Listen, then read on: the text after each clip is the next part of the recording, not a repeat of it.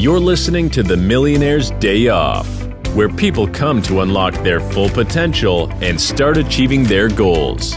Now, here's your host, Tyler Kaysen.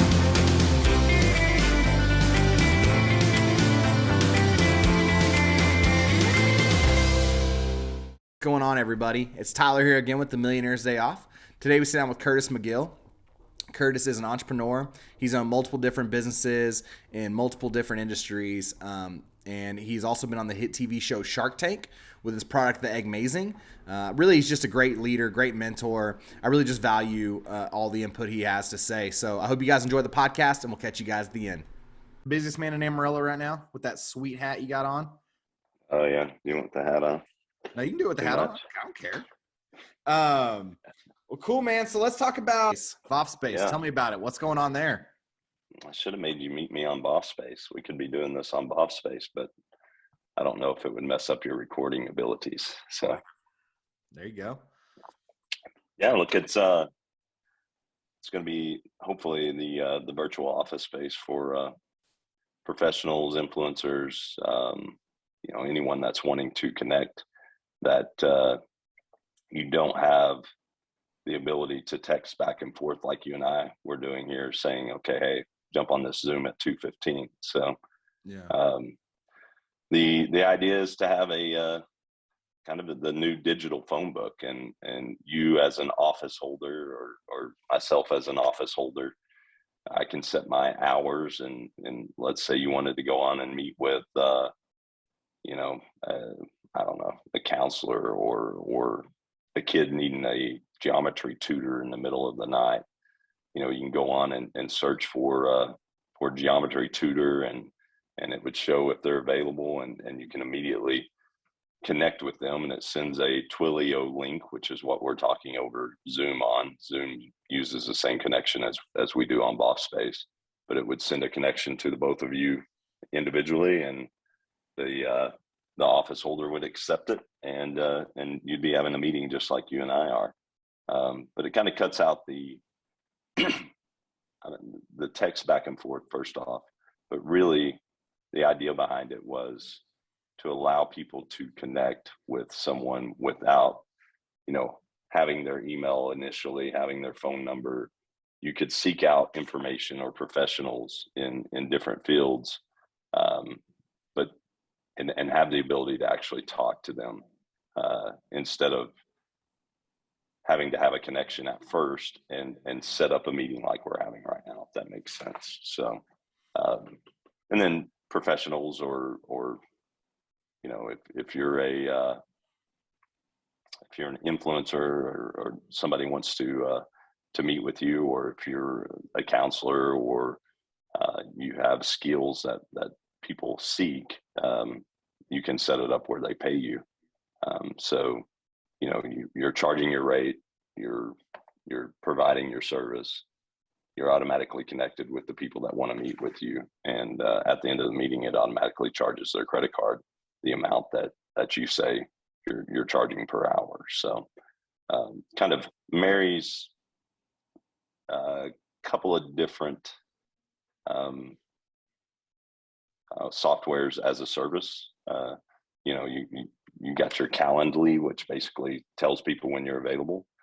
You got your Venmo, essentially, because you're showing what rate you're charging, but it's integrated in there as well. And then you've got your Zoom meeting as well, which it just goes between the two of you. But we see the real value is our database, right? So if you think of it as the YouTube for professionals, if you go to Vofspace right now and you go under entrepreneurs, you'll find me, right? And you could meet with me for free because, my advice is what you pay for. It's probably worth nothing, but it's fun for me to talk about. Dude.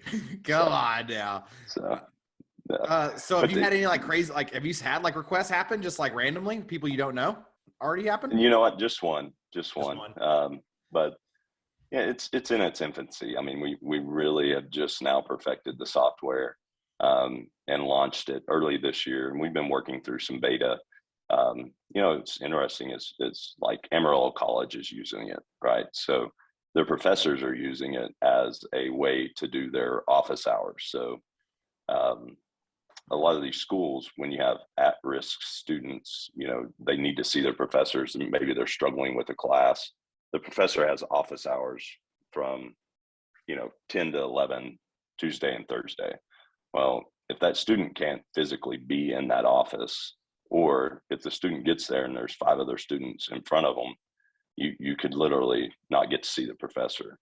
And for an at-risk student or someone that's struggling in school, they'll probably give that one opportunity. And if they don't get to see the professor, they're probably done. They may drop the class, or they may drop out of school completely. For a university, that's a big deal, because once a student drops out of school, the likelihood of them ever coming back is like 5-6%. It's super low, right? So, and if you don't get them signing up for the next semester, you lost out on those dollars if you look at it from a business standpoint, as a college, right? So you want to keep all the students that you can. So they're using it for office hours, if you can imagine, especially during this pandemic. But being a worker like you are, and myself, while I was going to school, I worked every day that I was in school. So the ability to go on, set a time, meet with the professor face-to-face, virtually, or at least in their office, but you have a specific time slot that you've booked through Vofspace. It assures the student that they're going to get to talk to the professor, but it also gives the professor some free time, right? They don't have to be in their office sitting there waiting for students to come by. They could be, I don't know, they can be anywhere, right? They could be in a coffee shop. And as soon as they get a notification on their phone that they've got a meeting through Vofspace, they could connect. So it kind of works for both, but that's one way it's being used. We do have some athletes from Texas Tech, University of Washington, San Diego State, some football players that are using it to meet with fans and to meet with supporters, and so they're capitalizing on the NIL, their name, image, and likeness, right? They could start making money on that finally. So some of them are meeting with fans, and those fans are, tipping them $100 after the meeting just to be able to talk to them. Or, a kid that's wanting to go to college to play football. I've seen them get on with these football players and say, hey, what was the recruiting process like?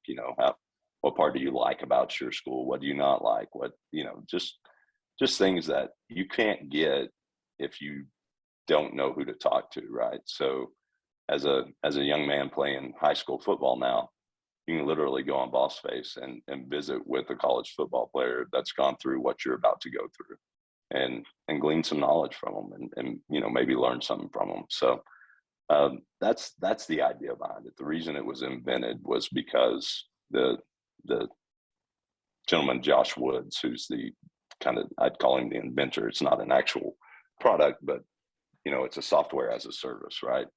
But right. he got injured playing football, and he wanted to talk to different medical professionals, and then he invented a actual knee brace to help football players that had the same injury he did, but no one would return his phone calls. So he's cold calling, emailing these people, and he thought, what if there was some database like YouTube where I could search up professionals and I could pay them for their time, so they would take my call. Like if they said, hey, it's $100 an hour, if I felt like paying that, at least I could guarantee a time slot with them, right? So he came to me. I've known him since he was 2. I worked with his dad in the car business a long time ago. So he came to me and started kind of just trying to ask me how I'd built some of the businesses that I've built. And the more he showed me what he was doing, the more interested I got. So I became an investor, and then helped him raise a decent amount of money so that we could get the software built out. And coming from the Shark Tank deal and the eggmazing deal, it made sense to me as well, because we went through a lot just to get on Shark Tank, right? Yeah. And I've actually stood next to Lori Grenier at Ace Hardware conventions and different things, where all of her Shark Tank people would, Squatty Potty and Scrub Daddy and eggmazing. We're all in this Lori Grenier aisle, right? And people would come up to her, Miss Grenier, I want to show you my product. And she's like, no, I'm sorry. You have to go through my website. You got to go through Shark Tank. I can't do that. It's against my, NDA with them. And, but if she would have had a Vofspace account, and say I could have paid her $5,000 for 15 minutes of her time to show her the eggmazing with Scott, my partner, the inventor of that, instead of going through a year of jumping through hoops to get on the show, it would have been really cool to be able to pay her $5,000 and show her immediately.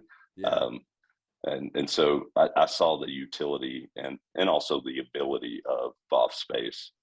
If it gets into the right hands, it could go viral, if you will, pretty quick, or virus, as we like to call it, around the egg quarters. We always say when one of our videos goes, over 1 million views, it went virus. But anyway, virus. I like it. It's almost cool for this thing too. Like, instead of like me trying to cold call all these people that I know or people that are business, I can just jump on Vofspace, pay someone $100 for 30 minutes of their time, and then I've got something for my my content. Exactly. Yeah, content for these type of deals. Yeah, absolutely.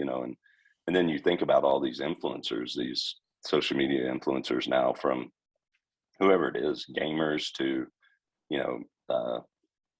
Family Fun Pack is one of our big influencers for our toy company, and they got like 10 kids or some crazy amount, and they make all these YouTube videos, and all these other kids watch them, right? I mean, it's kind of the new deal, but they're actually coming on board with Vofspace, and one of the things they're wanting to do is to be able to basically interact with kids on their birthdays, right? So if your kid's a big fan of Family Fun Pack, they could literally book a time on Vofspace and throw them up on the television, and they're actually talking to this person during the birthday party or whatever. I mean, they get a lot of requests for that. So but as the influencer side, they get to manage their time. If they're only going to be available, from 8 to 10, Monday, Wednesday, and Friday night, that's when they're available. And if you really want to meet with them, that's when you get to meet with them. So a lot of these college athletes, right, they're busy going to school. They got football games, football practice, all these things. They can set the time that they're going to be available. And if somebody really wants to visit with them, they plug in at that time, and they're able to do that. So it allows you to monetize your, whatever it is that you're providing, whether it's, some makeup influencer, Jeffree Star or whatever. And my daughter's having a one-on-one makeup session with them, like you and I are talking here. But they could literally charge whatever, I guess, someone's willing to pay. Right. And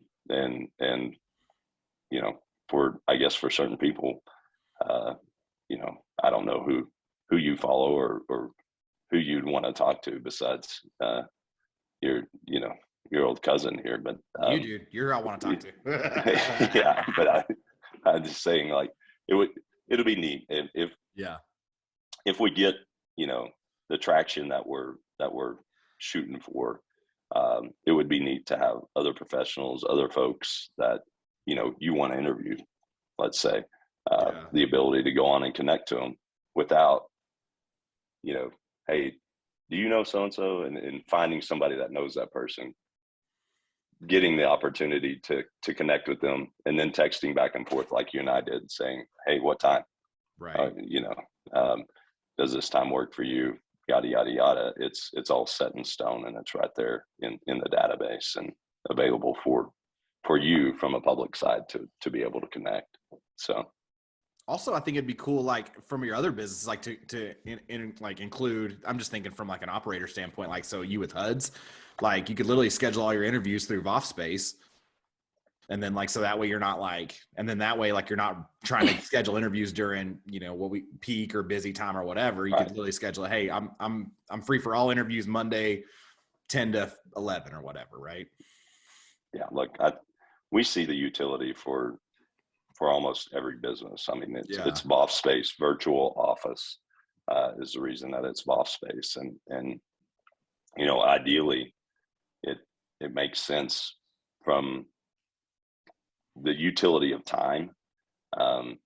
People being able to book with you, but also vice versa. Like, you're saying go on my Vofspace account if you want to interview to get a job. Yeah. Book a time on my Vofspace account. Well, it's got when you're open, when you're free, like you said, instead of during the peak times and folks just coming in. So, but a lot of it has to do with you've got to train people also. Like, it's kind of like Facebook. Everybody at the beginning, it didn't really make that much sense, but now everybody's looking at it every day, right? So, in order to get people to interact in a way that you want them to via your app, a lot of these professors at Amarillo College, for instance, they're just doing it the same way they've always done it, right? Right.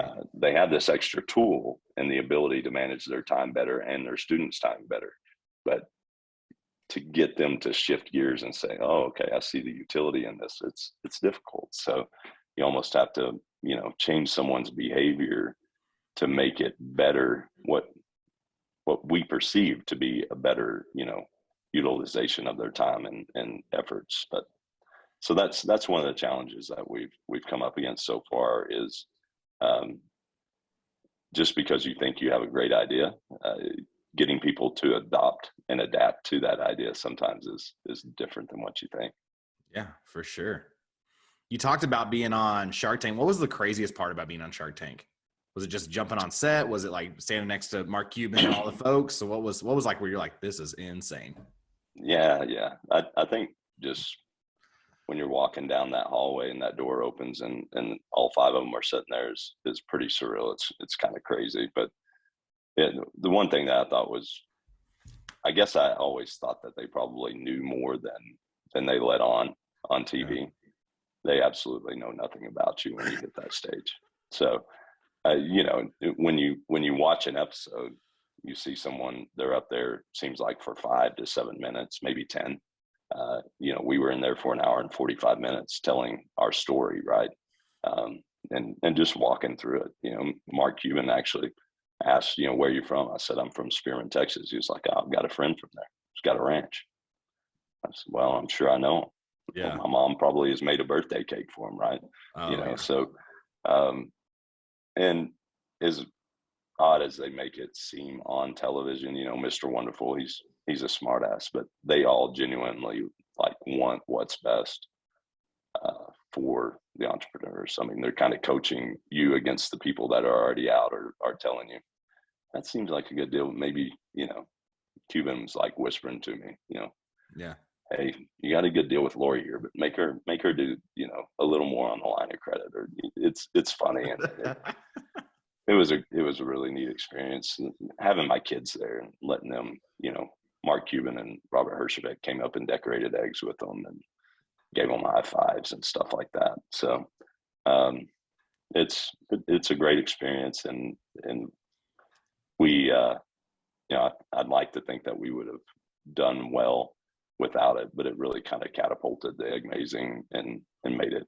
successful quicker, I believe. So thankful for that. Thankful for Lori and Dan.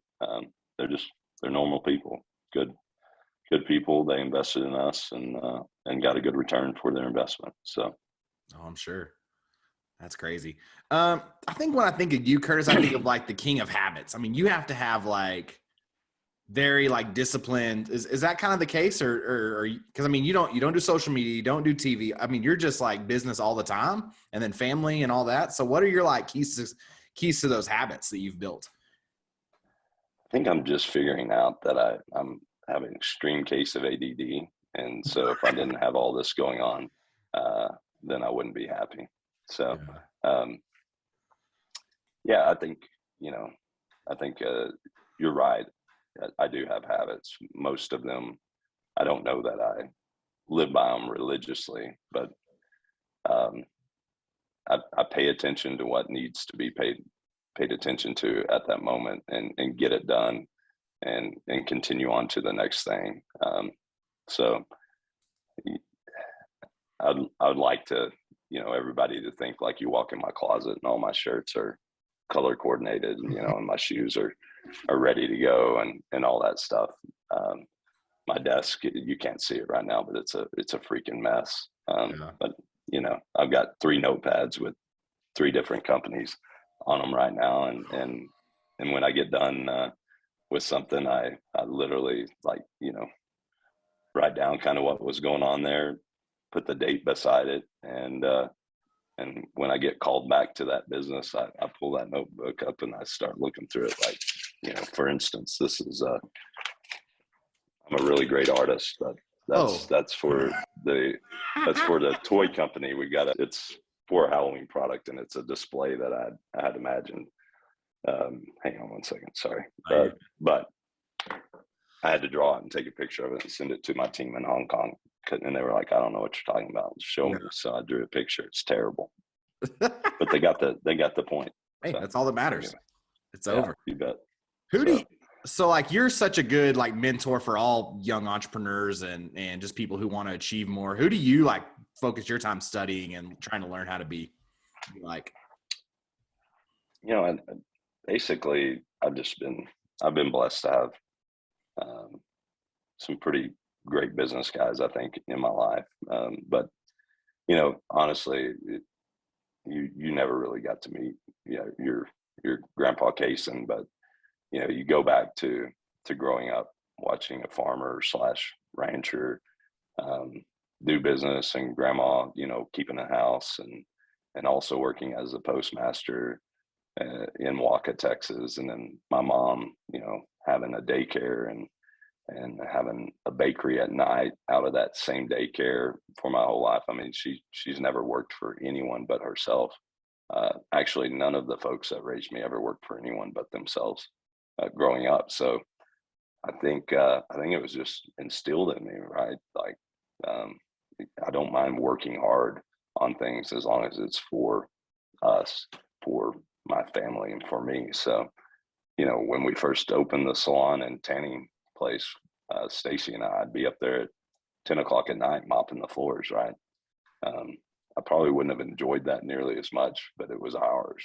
So I did it, right? Because I took pride in it. And I still have a day job. I work for someone else, and I take pride in that job just as much as I do the ones that belong to me. But yeah, I think honestly it came from watching your grandparents and my own mom, and then move on to someone like Big Merritt Vaughn, and I worked for him for a while, and then my father-in-law Dean McLean, and then as I've gone into these different businesses, I've gained access to a lot of great people. Steve Myers is he's a pastor at Trinity, but he's a very successful businessman in his own right, and I do business with him now, but I get to sit in meetings and learn from guys like that. And then a professor of mine at WT, Dr. Don Williams, he passed away from cancer, but those were the guys that kind of focused me to say, you can do stuff, you can do great things. I take more risk probably than most people, but the truth is I only invest in people with ideas. And I found that if you know the person's going to succeed, you're probably making a good investment. So that's really been my philosophy. I never talk about the ones that lose. So people think everything that I do. Somebody said to me today at lunch, everybody used to call you the golden boy. I was like, who is this guy? I never got to meet him. And I'm like, what are you talking about? And he's like, yeah, they just said everything you touched turned to gold. And I laughed out loud. I was like, that's hilarious.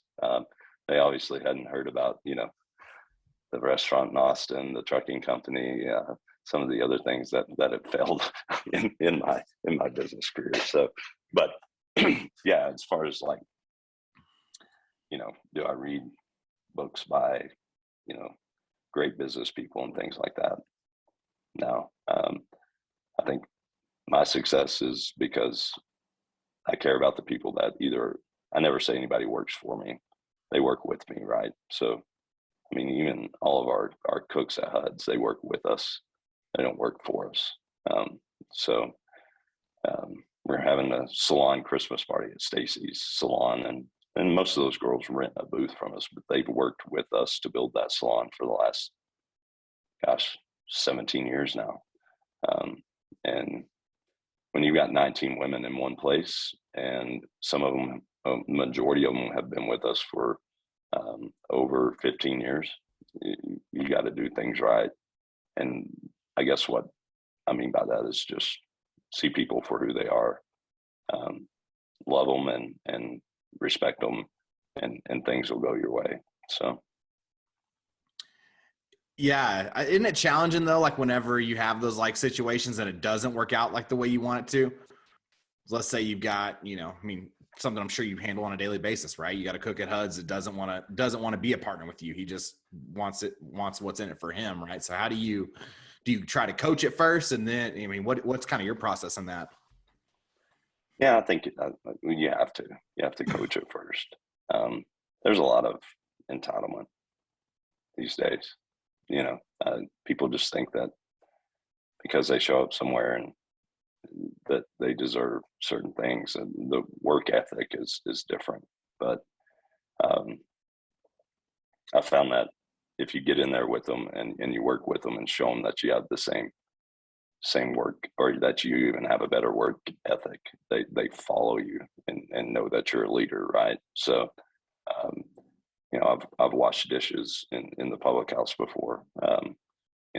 Everybody had asked me when I'd go around, like I'd ask them how their food was, but I was just the head busboy at the public house, and I was an owner, and they'd say, I'm sorry, are you the manager? Well, no, I'm an owner. Oh, you're an owner?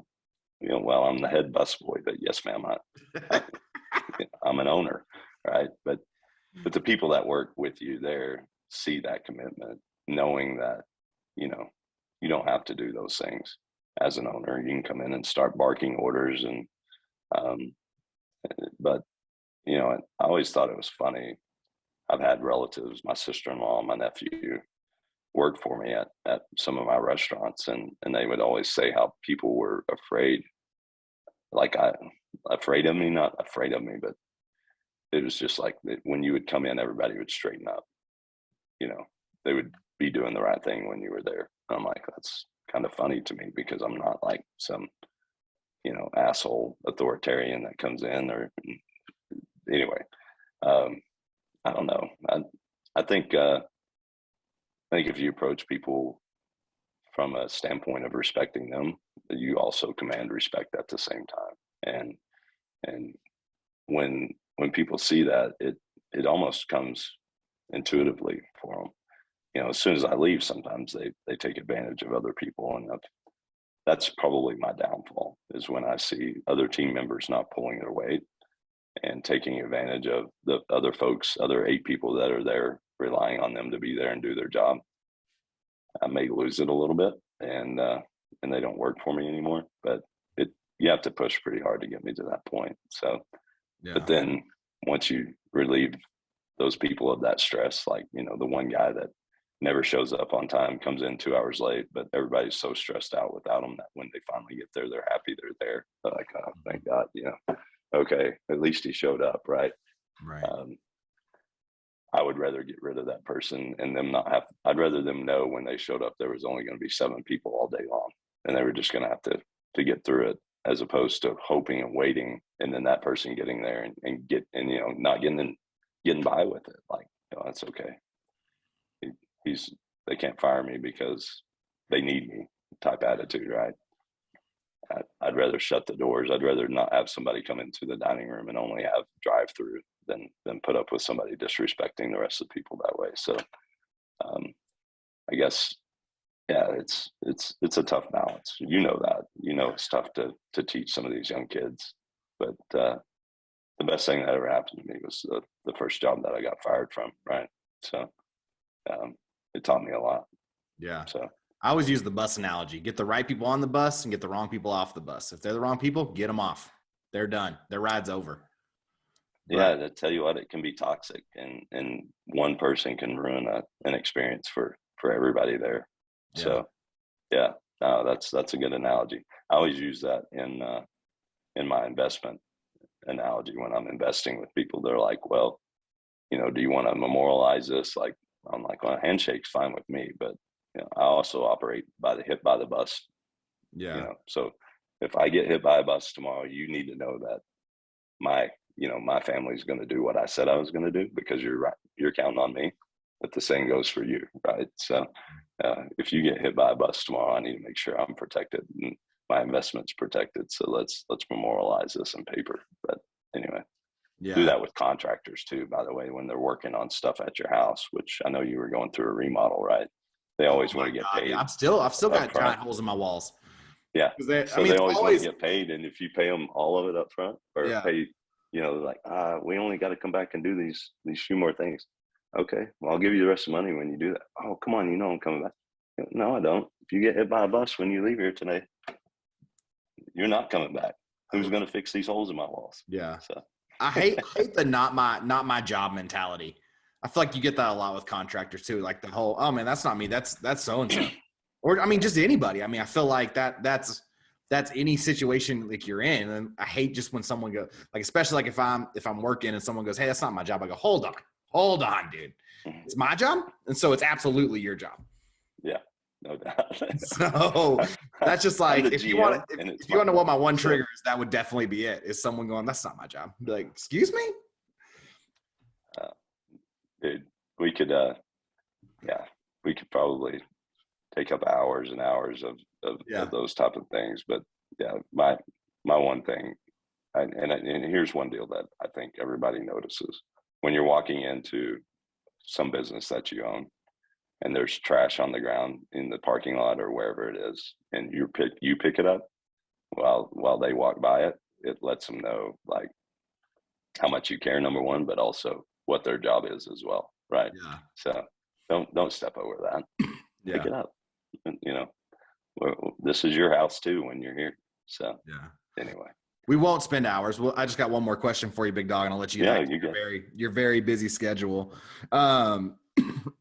So what challenges are you looking to solve for in 2022? What's the big key? What are we working on this year, personally, businessly? What are our goals?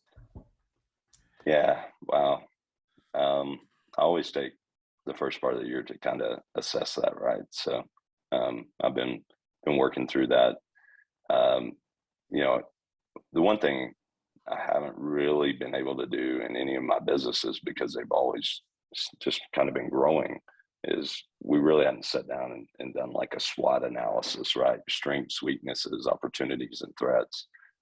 It was always just opportunity was to keep growing. But, now I feel like we're getting to the spot in some of our businesses where, we're not coming for the other guys. They're actually coming for us now. And so we've had to sit down and actually, plan for the threats and capitalize on our strengths and recognize our weaknesses. And so spent some time with the teams, the different teams, whether it's Huds or the computer company or, the eggmazing crew, and just understanding, like,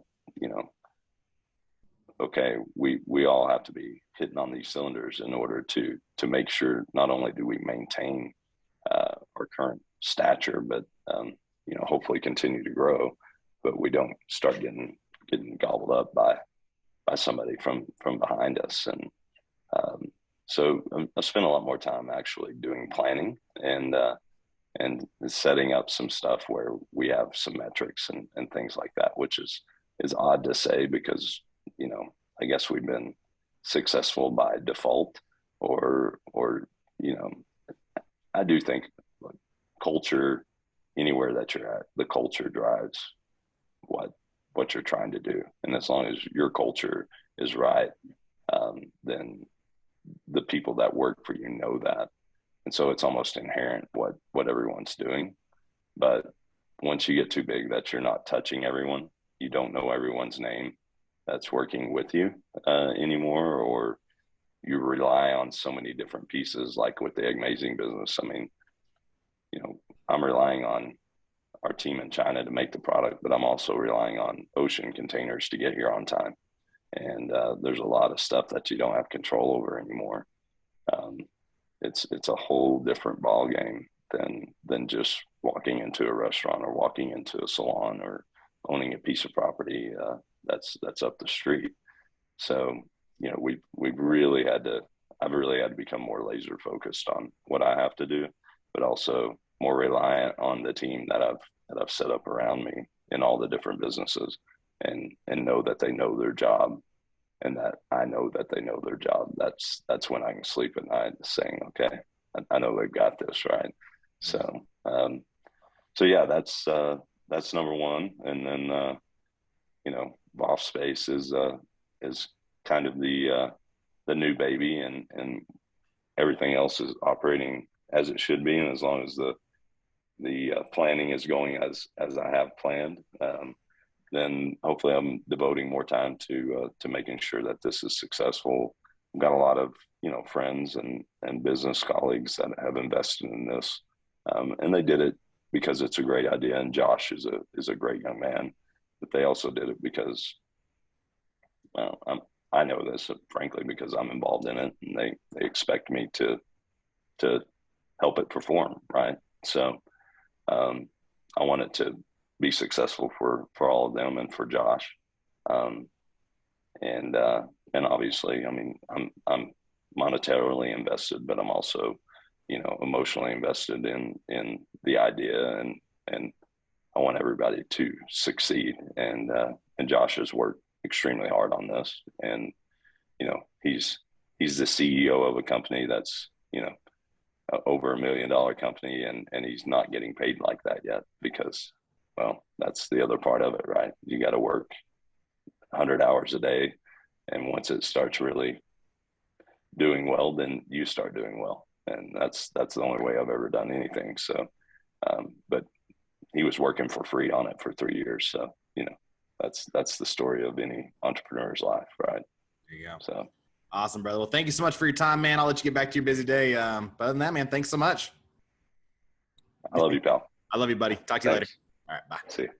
Amazing interview from Curtis. The dude really just has so much knowledge, and I really just appreciate his time and all the things that he instilled in us today. And so, thank you guys so much for watching. I hope you took a lot out of it. Like, comment, subscribe, do all those things. We also have the link for the merch store down in the description below. Thank you guys for watching. We'll catch you on the next one.